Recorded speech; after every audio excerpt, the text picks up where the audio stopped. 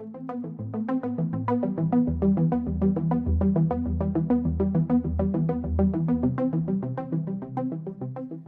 think that the day after, whether we're talking about the day after the Y2K certainty of the meltdown, whether we're talking about the day after a natural disaster, whether we're talking about the day after Haiti, when you have mass loss of life of 200,000+ people in a single moment in time.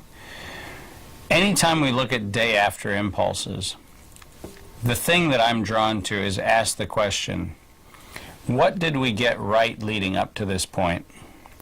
And how can we take the best of what we had leading up to this point and use that as the compost into which we plant the seeds of the future? The way I look at the current system, we are in a phase where we're not talking about an if scenario, we're talking about a when scenario.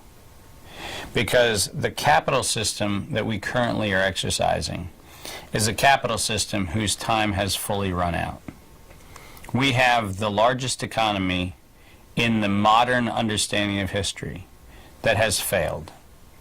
And that economic failure is one that is not on the mend. It is currently on life support.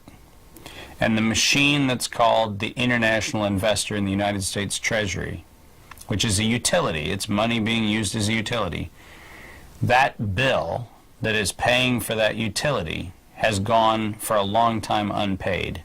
And the power plant is going to turn off the grid really soon.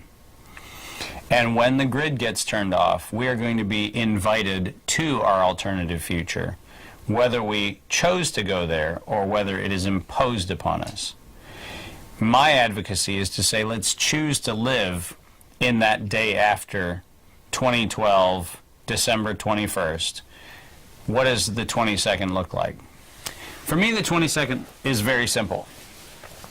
The 22nd is a day when we realize first and foremost that we've always been living with everything we need. Now that's a huge revelation to a lot of people, because most of us are programmed to believe that we start with nothing. Our life is about this mad rush to get as much as we can, so that somewhere down the line we can leave our children an estate. We can leave our children with something, and as we leave our children with something, we don't want to be held account for the fact that for the 40 or 50 years that we were running around accumulating things, we actually weren't taking time to actually raise our children.